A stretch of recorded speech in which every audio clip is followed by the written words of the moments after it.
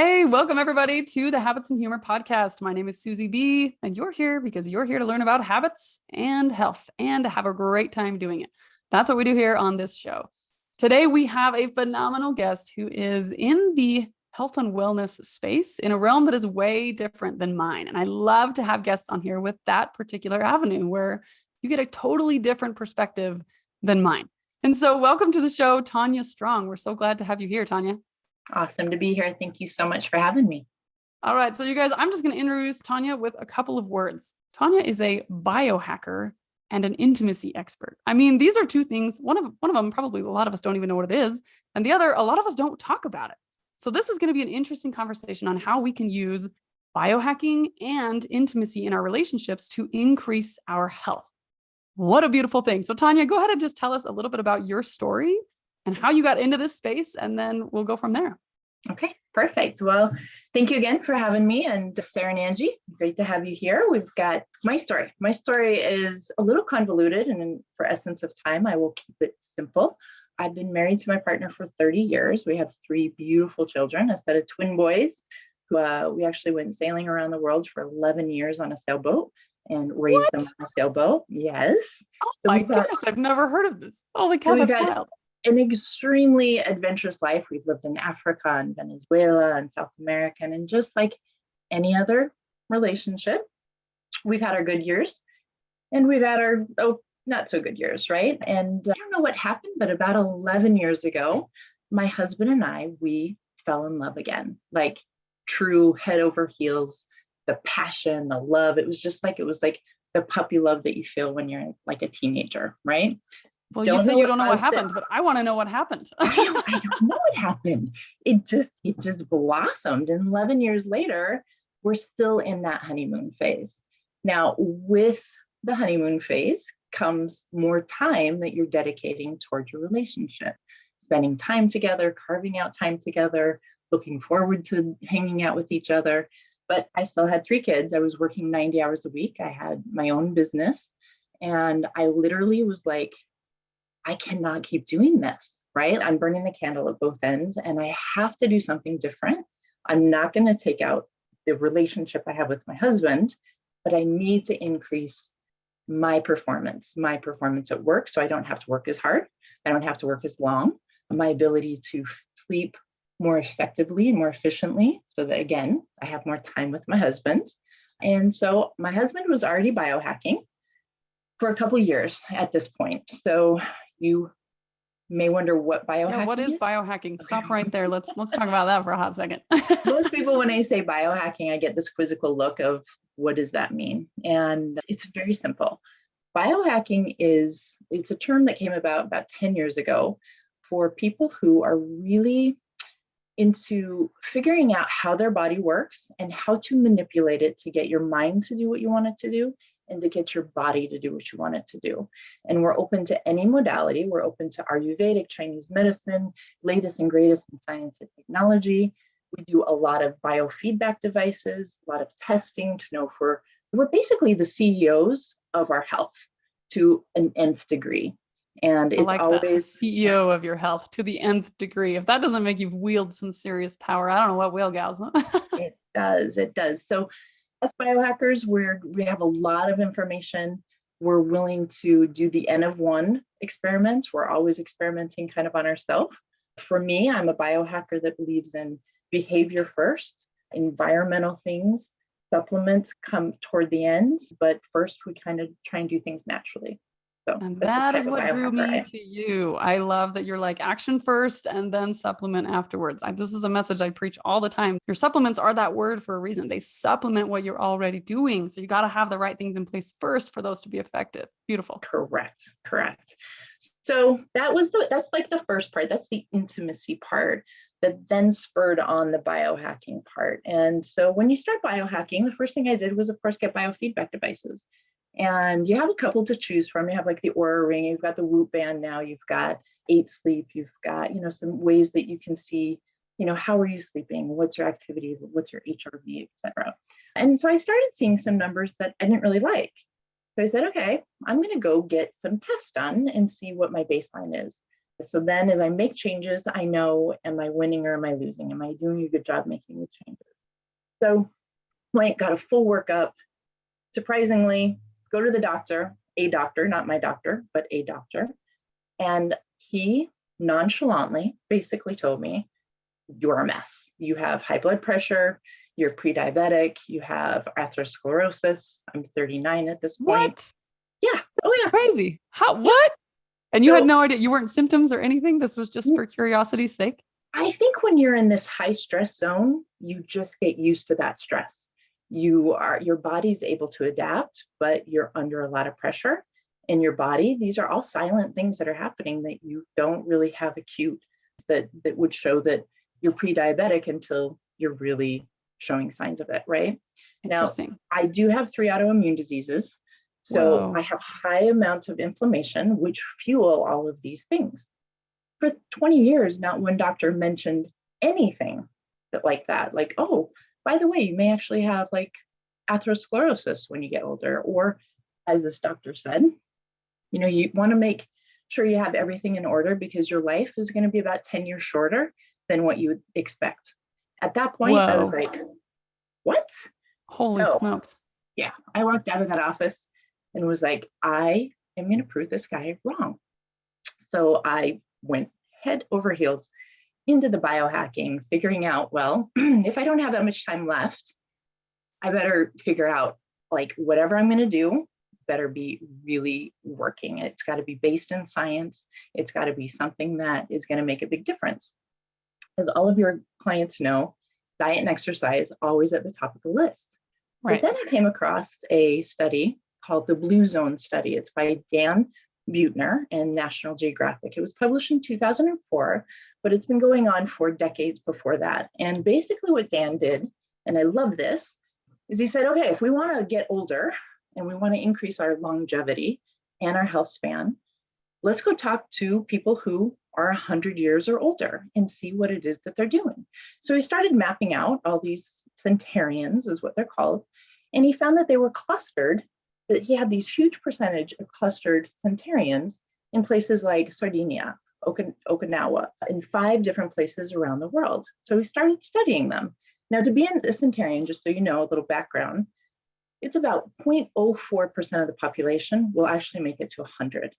So for these places to have such a high density of people living to 100, something has to be in the water. So he wanted to That's figure crazy. out. That's a whole community of people that the rest of us, I mean, I don't know anyone who's over 100. No, that's a lie. I know one person who's over 100 years old. Wow. Okay. So he went and mapped them out, and he went and he said, okay, what are they doing? What are they doing that's similar to each other? And what are they doing that's different than us? And so, of course, they have about the same type of diet, macronutrients, pretty much all the same. Exercise, all about the same. But the determining factor, the biggest determining factor, even in those communities, the people that were living to 100 within those communities were the ones that had the best relationships. And when I say relationships with themselves, relationships with family, with a community, with spirituality and God, and most importantly, with their partner. So this just boom, I was like, wow, okay, so let's figure out the why of that. I love figuring out how the body works and how does a relationship actually affect your health. Yeah, that's fascinating. It's absolutely fascinating. And so I started looking into it, and it makes sense. I mean, the prime directive of this organism that we call our body is 2 things. Every single cell has 2 prime directives, and that is 1, to live. That is number 1 prime directive. Number 2 is to have babies and reproduce. Reproduce, exactly. Right. So we have a huge amount of feedback loops that have been built into our physiology that actually like support and reward the behavior of looking for a mate, finding a mate, mating with that mate, right? Keeping that mate. And so it only makes sense that the better connection that we have with our mate, the more that these positive feedback loops are going to be in play. Now, with that comes usually less stress, right? I mean, I think we can all agree that when we are really connected to our partner, that we're kind of like ducks in water to stress. Stress can be all around us, but it doesn't necessarily penetrate the way that it does when our partner and you are not really connected, right? Yes, We also, absolutely. we choose healthier behaviors when we're not stressed and when we're connected to our partner. We have better healing. We have a greater sense of purpose and a greater sense of wanting to live longer and a purpose of that. So you're talking about decreasing the amount of stress in your relationship itself to have overall increased better health, right? We're not talking about decreasing the stress of your entire life. We're talking about being connected with your partner, and decreasing that aspect of stress is an indicator of humongous health benefits, correct? Absolutely. Absolutely. If you can handle pretty much any stress that's on the outside world, if you and your partner are connected and strong and intimate and have a good relationship. Most people, at least that's what most people feel.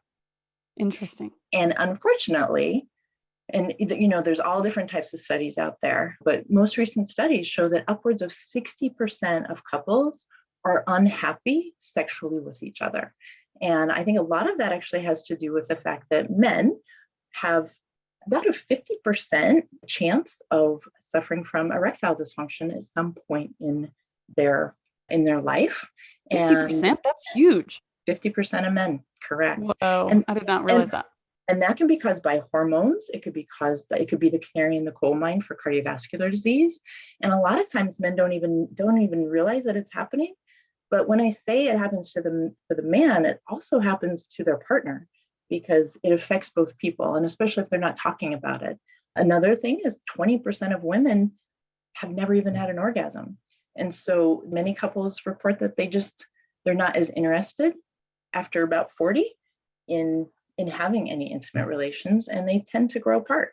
So yeah, I help couples focus and have more intimacy. And remember, intimacy does not necessarily mean sex, and sex does not mean intimacy. We do talk about both and how they interact, but the goal is really just increasing joy, increasing their health span. I like that you talked about early on in this, making time for each other. I think that is a crucial aspect of this. Would you say that that's one of the most, what would you say are the most important pieces of increasing that intimacy so that you have that improved relationship? Is time in the top three? So I think that is probably the number one thing. And when I talk with couples who have been together for the longest, it is about carving out time. It is a non-negotiable that you spend time with each other every single day, just like you do with your children. Do you think that you're going to have a good relationship with your children if you do not spend time with them, right? No, you have to spend time. And I love the concept of the whole date night. But I think every night, really every day, there should be a time that you're connecting and that you're talking and that you're refilling that bucket of love for each other. Beautiful. So in spending this time together, I like that you're saying, you use the biohacking and habit formation. I'll throw that in there, you guys. If you form these habits, you get to spend less time thinking about what you have to think about and more time thinking about what you want to think about. And if you're making health and these other habits easier, you're biohacking and using these other systems to create, automated aspects of your life, then you free up some time. You have more time and energy to spend with your partner. But how do we prioritize that time? Like just being in the same room, or, specifically, I know you mentioned joy. Do we need to spend the fun times together? What is the best way to spend that time together to create that intimacy? So for everybody, it's different, right? We're all at different stages in our life. Some children or some couples have small children, so they have to negotiate. Like I have a lot of people who spend time during the day when the kids are at school, and they still have energy because by the end of the day, they're tired. They want to go to bed. The kids are, home. And for them, having a nice lunch in the afternoon together and taking a walk is how they connect and share that intimacy. And so it just depends on the person and where they're at. And it's up to you and your lifestyle, what works best for you. But just carving out that time, it's non-negotiable. Like everybody in my house knows, everybody in my life knows, at 8:30, it's just Robert and I. That's it. Every single day. Doesn't matter. That's beautiful. Yeah. Non-negotiable. That's one of my very favorite words. And when people say like, how do you create work-life balance, or how do you create this and that balance? that's what it is. You decide what's the most important thing to you and you put that first. Well, And then and everything else puts itself everything in else somewhere goes else. aside. And the fun thing about that is, from a biohacking point of view, and there's a reason behind it too, is that when you have a set time, like let's say the 8:30 thing for my husband and I, we anticipate it all day long. So we've got this continual flow of dopamine, and dopamine is the drug of anticipation, pursuit, right? And since we know that we're on for 8:30 to connect and hang out and talk, whatever, we're looking forward to it all day long. We're talking about it. We're texting each other about it and like, hey, what are we going to do? And so it's really important to have that anticipation part, and you look forward to it. I love this. I love this because your brain really does. Your brain can get as much benefit from looking forward to something as the thing itself. If you're not sure what I'm talking about or you don't believe me, put a trip on your calendar. We all remember being kids looking forward to Christmas, right? And we're like the whole month of December, it's like, oh my gosh, Christmas is coming. And then Christmas comes, we're like, okay. Yeah, right. That's exactly right. Yeah. So I love this. So let's say that we're not spending time together. How do we carve that time out? Like, what would be the first steps in that? Oh, again, it's different depending on where your relationship is, right? Like some people have already a very strong relationship and they just need to start. I would say start building a routine. That would be my number one thing, is start building a routine. Like you have dinner, you go for a walk, you do a sauna, you have this routine where it just flows into time to spending together. Try and look at your schedules and the things that you do and the commonalities and see, how can we be doing this together rather than doing it apart? And that's like working out. Like that's a simple one. You're sweating, your body, and you smell each other, the pheromones going on are crazy. And it helps you connect with your partner. So beautiful. There's lots of ways to do it. Awesome. I love this. So we're spending more time together. Yeah. This is decreasing our stress. This is increasing our overall wellness. What other benefits are we getting from this? I know you mentioned sleep. You've mentioned a couple of other things. How else does this physically affect us when we have this positive relationship? All right. So before we get into that, if I can, and then I don't want to get too much into like anatomy 101, but I think it's important to understand how the body works and some of the things that we're going to be talking about that you can utilize so that you can better, not that I like the word manipulate, but you can manipulate your body, right? Like you can make your body do things that you want it to do when you want it to do it.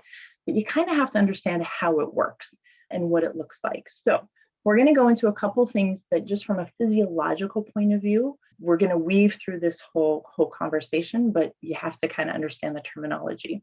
So the first thing we're going to be talking about is something called interoception.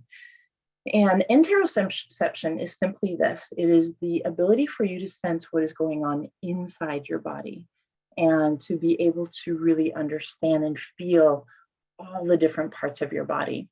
And so you hear, stories of women who have like amazing hour-long, orgasms, right? And these are masters at interoception. They are amazing at being able to focus their energy and spread that energy throughout their entire body and knowing what's going on inside of you. Okay. And the other one is called exteroception. And that is the sense of being able to sense things outside of your body in your physical realm. And for today's discussion, we're going to just talk about the 5 senses and how that can help your exteroception. When you increase your exteroception, you can then channel that to your interoception and be able to have more knowledge of what's going on inside your body. The other thing, what's around you and you utilize it to change what's within you. I like where this is headed. Correct.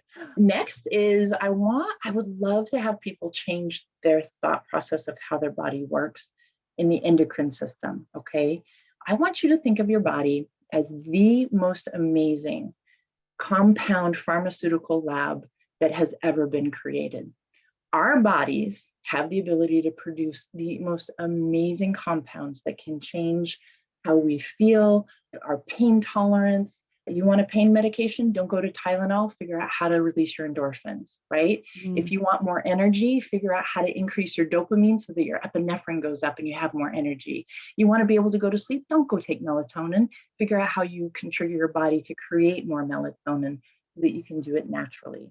In fact, many of the pharmaceutical drugs that we take today, like for antidepressants, are already just playing off the pharmacology that we have in our body and maximizing it. So really take advantage of your endocrine system and understand it, because all of the hormones, if they're out of balance in our body, that's when like our libido goes down, and that's when we're tired and we don't sleep as well and our stress goes up.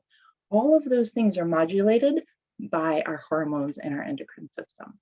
Last but not least, I promise, but this is super important, you guys, is your autonomic nervous system, really understanding your autonomic nervous system. Now, that is essentially your system that is handling everything that you don't have to think about. So your heart beating, your stomach digesting, all of the functions in your body that you don't have time to think about, nor do you want to, but they need to work. Now, the autonomic nervous system has two arms. One is the sympathetic nervous system, which I hate the name, and most scientists do as well, because it's not sympathetic at all. Okay, they don't know why they got named that way. It's incorrectly named. The sympathetic nervous system, the only primary purpose of that is to, if you're getting chased by a tiger or a predator, that is the system that takes over. It's the fight or flight system.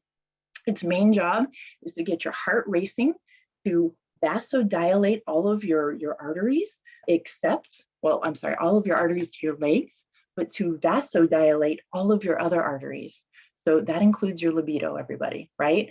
So and your glucose, your cortisol goes up, your oxygen goes up, your heart rate goes up, your respiration goes up, and that everything else in your parasympathetic nervous system gets turned off. So what's in your parasympathetic nervous system? Everything that we want to have more of.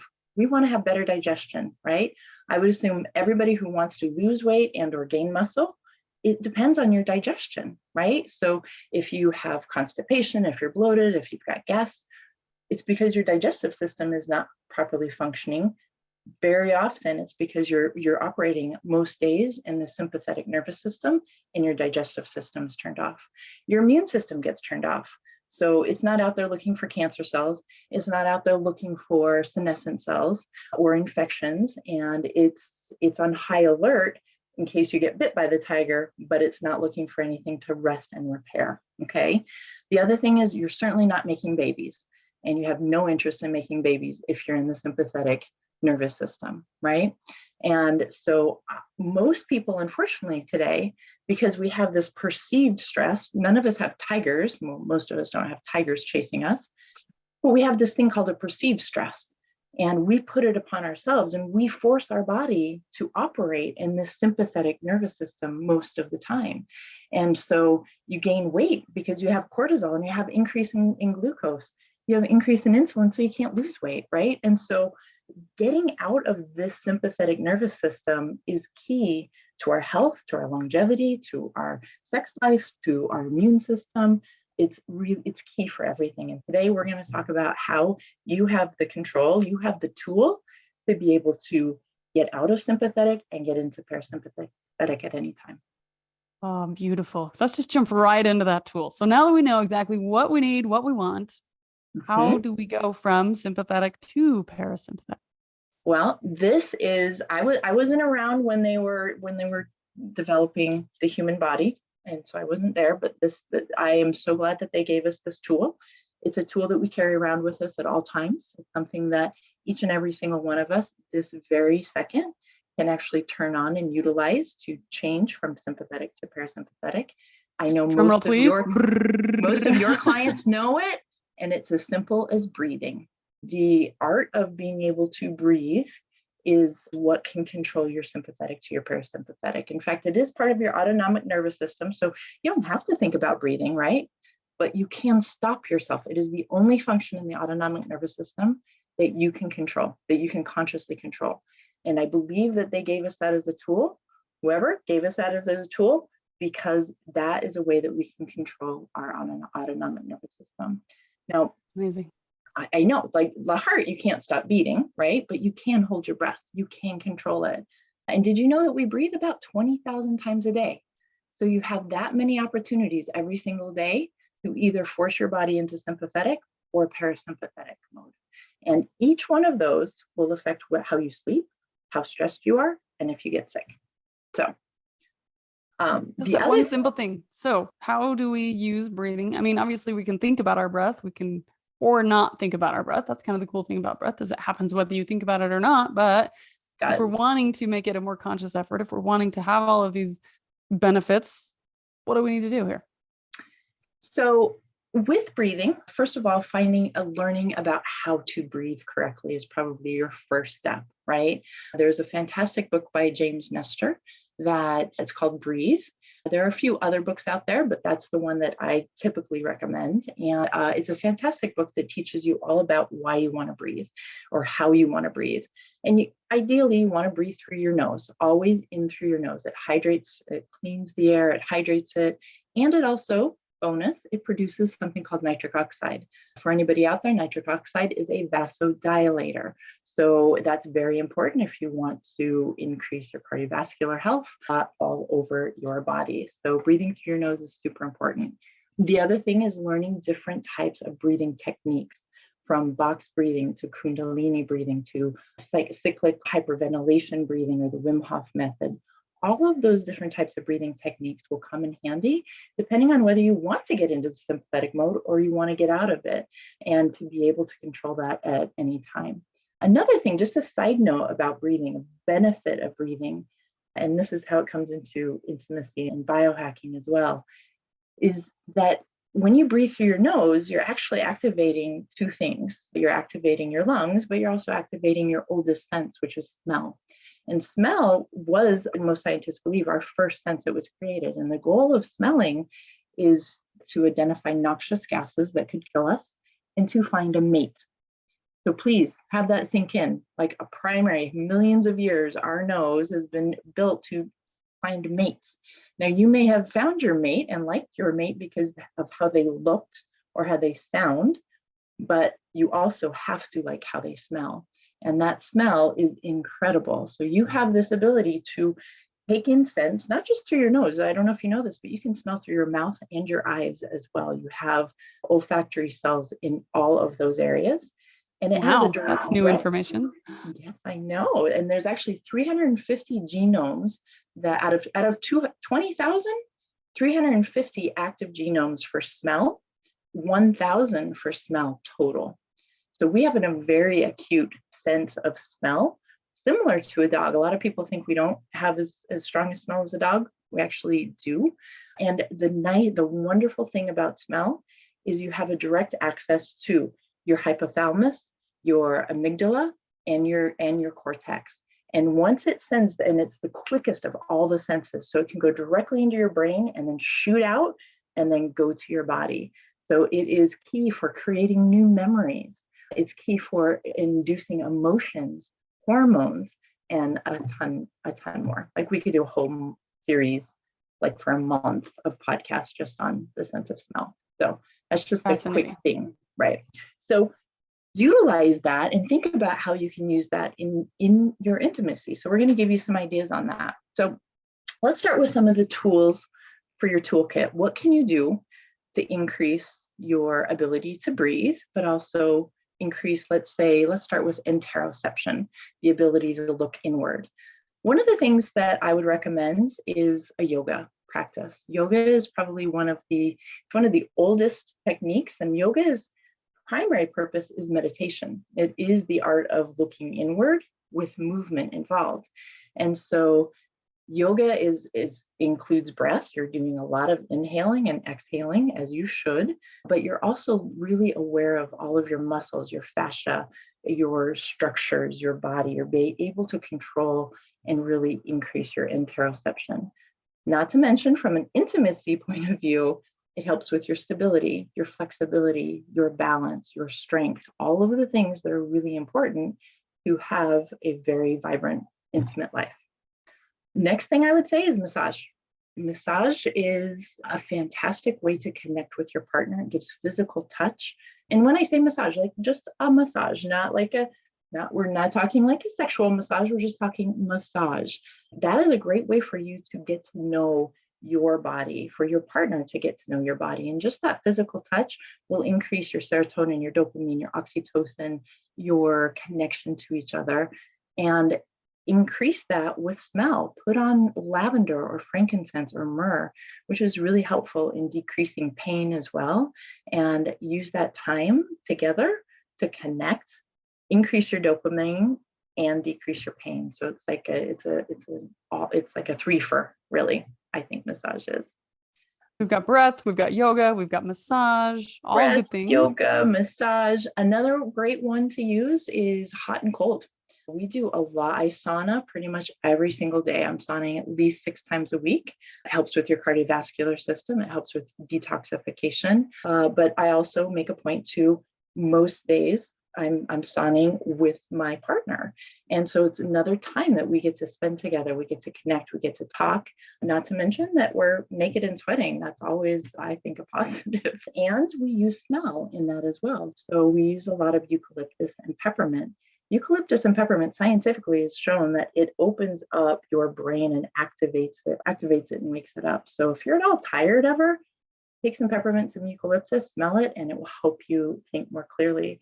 Then after the sauna, we have a cold plunge right next to it, and we jump in the cold plunge, which is another dopamine rush for about 4 hours. So out of all of the things to increase your dopamine, any type of cold therapy, whether it's your hands putting it into ice cold water, splashing cold water on your face, taking a cold shower, or if you have access to a cold plunge, doing that, that will increase your dopamine up to 40%, and it will sustain it for about 4 hours. So this is usually something that we're doing at around 7 or 8 o'clock at night. It activates our vagus nerve, which actually helps us get a good night's sleep, reduces our stress, and allows us to like really be in the moment with each other. Because I think a lot of people, they have a hard time turning off their day, right? They have a hard time turning off their mind and really being present with each other. And that cold plunge, it definitely makes you feel present. That's for sure. You almost can't think about anything else. So how cold does it have to be, and how long do you have to do it to get these benefits? So if you're going to go into an actual cold plunge, it doesn't have to be that cold. 58 degrees is kind of the cutoff point of getting that dopamine rush. I wouldn't go too cold. I wouldn't go probably under 40 degrees. I have done 38 degrees before, and that was too much. And as you do it more, you kind of have to do it longer to be able to get the same results. I mean, that's just how the body works. But even just for less than a minute, you're going to get some of those dopamine rushes from it.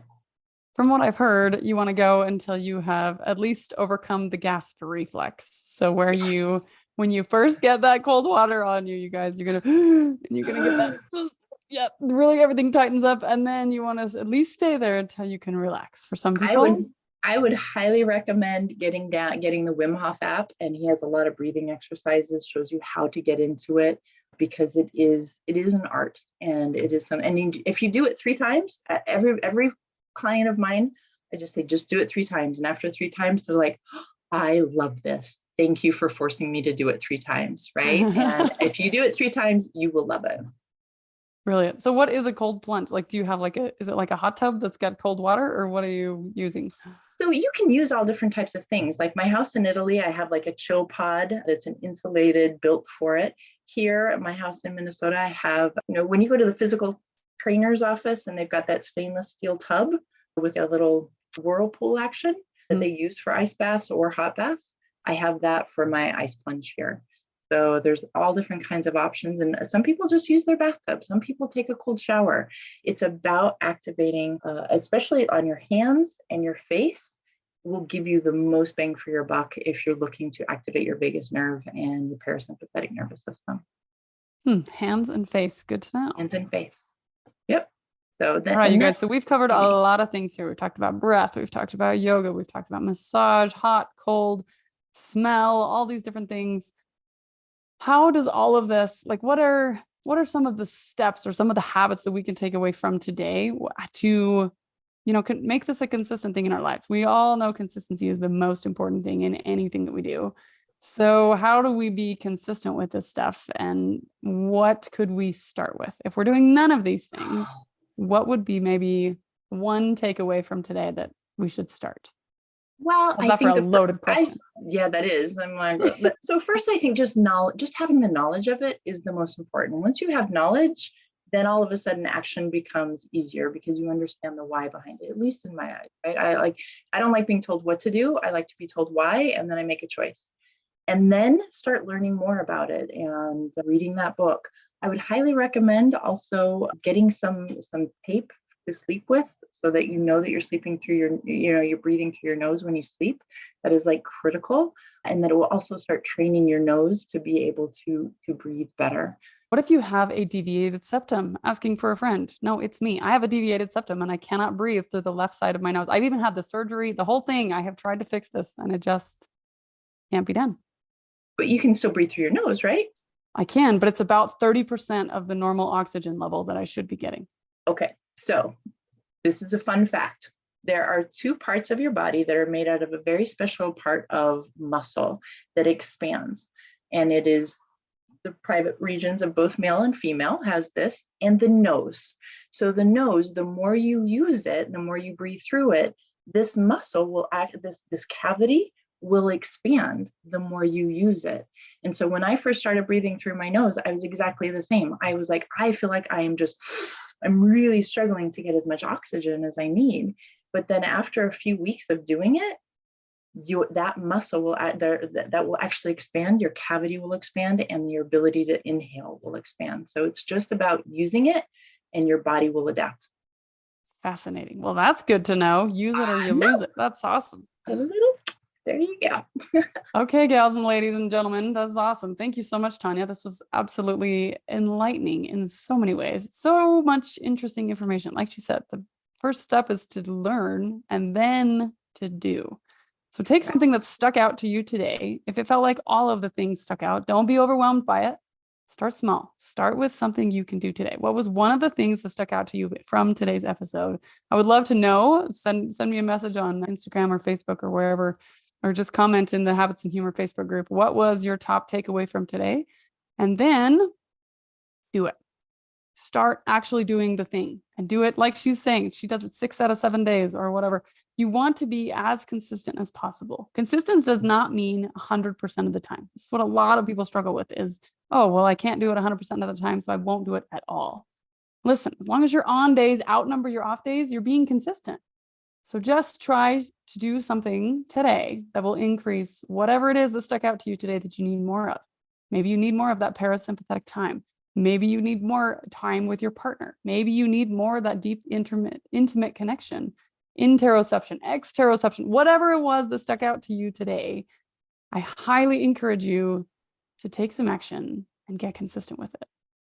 If you need help with forming these habits, you know where to find me at Susie B Habits on any social media platform. Tonya, how do we find you? How do people reach out to you and learn more from you?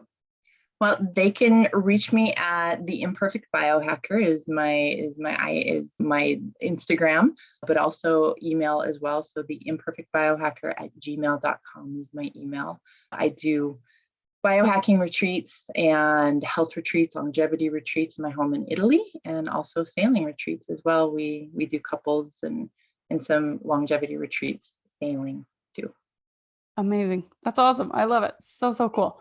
So I hope you guys all got a ton of value out of that today. I know I did. That was fascinating information. And I sincerely hope that all of you will take what you learned today and actually put it into action. That is the whole point of this show, is come to laugh, stay to learn, choose to live. At this point, you need to choose what you're going to do about it. And I highly encourage you to take the top takeaway from today's episode and put it into your life, turn it into a habit and keep it forever, and watch how those benefits keep coming for you. Habits are so incredibly powerful. Thanks you guys for being here today. If you would like to join the live Q&A session after these podcast episodes, every single week we have these guests on here live, and we do a live Q&A right after the recording. So if you would like to join us for the live recording, if you're not able to be here today, wherever you're catching this, go to show.susiebhabits.com. And you're able to sign up to receive reminders of when the show is live. So show.susiebhabits.com, and you can sign up to receive those reminders. You can come and join us every single Tuesday live at 2 p.m. Pacific time, 3 p.m. Eastern, and get to know these guests. So those of you that are here right now, go ahead and stay on the line. Those of you that are catching this on a replay or something like that, please join us on a future Tuesday so that you can have these conversations. And of course, you can absolutely reach out with questions to Tonya in the Habits and Humor Facebook group or to her personal at the imperfect biohacker at Gmail or on Instagram. Yeah. Thank you so much for being here, Tonya. Those of you that are live with us, go ahead and stay with us. The rest of you, we will catch you next time right here on Habits and Humor. I'll wrap up today with some fantastic news. It's that time again. Time for another free challenge. Our free Healthy Habit Challenges help you achieve massive results with simple, everyday actions. Whether you want to lose weight or feel great, this challenge is for you. It's quick, it's simple, and it's free. So what have you got to lose? Except for maybe a few pounds. Find details in the Habits and Humor Facebook group or head to challenge.susybhabits.com to join for free today. Let's kickstart your journey toward a healthier, happier you.